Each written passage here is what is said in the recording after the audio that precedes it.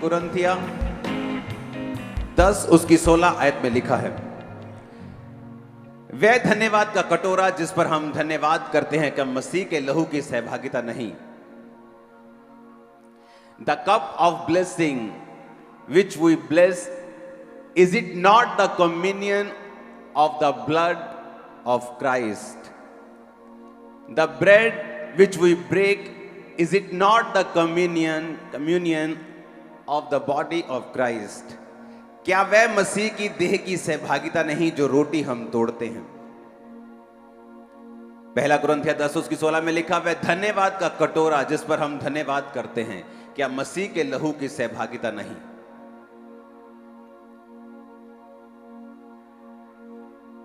और इंग्लिश में लिखा है द कप ऑफ ब्लेसिंग।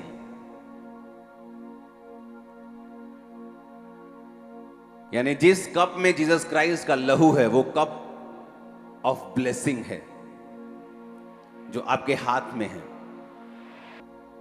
वचन क्या कहता है?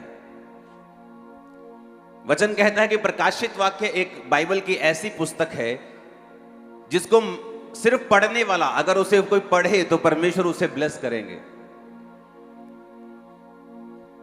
बाइबल का वचन जो है वो सच्चा है, हमें ये मालूम है। और बाइबल का वचन ये कहता है कि द कप ऑफ ब्लेसिंग, यानी वो धन्यवाद का कटोरा, यानी जो जीसस क्राइस्ट का जो लहू है उसे हम कप ऑफ ब्लेसिंग बोलते हैं। जिस कप में वो लहू है, क्या वो, उसने कहा क्या मसीह के लहू की सहभागिता नहीं? द कप ऑफ ब्लेसिंग यानी आपके हाथ में जो है वो ब्लेसिंग है। लेकिन इसमें एक घुमावदार बात यह है, उत्पत्ति 14 उसकी 19 आयत में लिखा, उसने अब्राम को यह आशीर्वाद दिया कि परम प्रधान ईश्वर की ओर से जो आकाश और पृथ्वी का अधिकारी है, तू धन्य हो। इंग्लिश में पढ़ेंगे इसे, and he blessed him and said, blessed be Abram of the most high God, possessor of heaven and earth. उसने कहा अब्राहम को धन्य हो तू, यानी तू ब्लेस्ड है, ब्लेसेड बी अब्राम। और जीसस क्राइस्ट के लहू को भी कहा गया द कप ऑफ ब्लेसिंग। जब इस ब्लेसिंग शब्द को हम इब्रानी ओरिजिनल भाषा में पढ़ते हैं तो इस ब्लेसिंग का मतलब है ग्रीक भाषा का 1288वां शब्द। बाराक का मतलब है इंप्लीकेशन टू ब्लेस गॉड, और लिखा वाइट का वर्स यानी उसके उल्टा ये है टू कर्स गॉड। यानी ये शब्द ऐसा था जो बाराक शब्द यूज किया गया कि ये ब्लेसिंग के लिए भी यूज किया जाता था और कर्स के लिए भी यूज किया जाता था। तो जब परमेश्वर ये कहता है द कप ऑफ ब्लेसिंग, कि वो कप, वो धन्यवाद का कटोरा, वो ब्लेसिंग का कटोरा जो तुम्हारे हाथ में है, जिस पर हम धन्यवाद करते हैं, क्या वो मसीह के लहू की सहभागिता नहीं है? अगर वो कप ऑफ ब्लेसिंग है तो वचन ये भी सिखाता है, पौलुस ये भी सिखाता है वचन में कि वो कप ऑफ कर्स भी हो सकता है। एक ही शब्द बाराक जब बोला जाता है तो उसे ब्लेसिंग देने के लिए भी बोला जाता है और उसे श्राप देने के लिए भी बोला जाता है।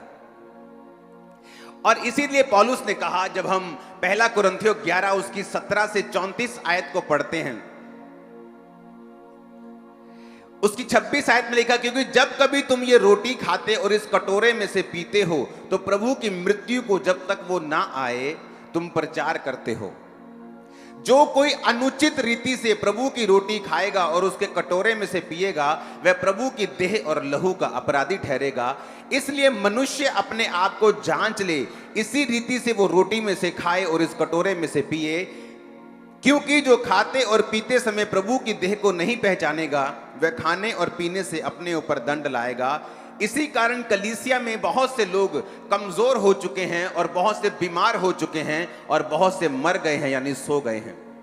यदि वो अपने आप को जांचते तो दंड ना पाते। अब पौलुस ने कहा ये कप ऑफ ब्लेसिंग जो है ये कप ऑफ कर्स भी बन सकता है।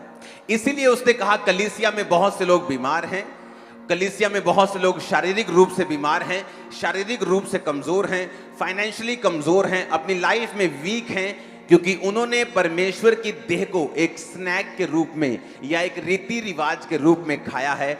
उन्होंने अपने आप को जांचा और परखा नहीं है उस देह को खाने से पहले। क्योंकि अगर परमेश्वर बराक बोल सकता है अब्राहम को आशीष देने के लिए, तो वही बराक वो कर्स देने के लिए भी बोलता है। और उसी तरह से जब ये कप ऑफ ब्लेसिंग आप ले रहे हो, ये कप ऑफ कर्स भी बन सकता है अगर परमेश्वर के वचन में लिखा, अगर तुम खाते और पीते समय प्रभु की देह को ना पहचानो।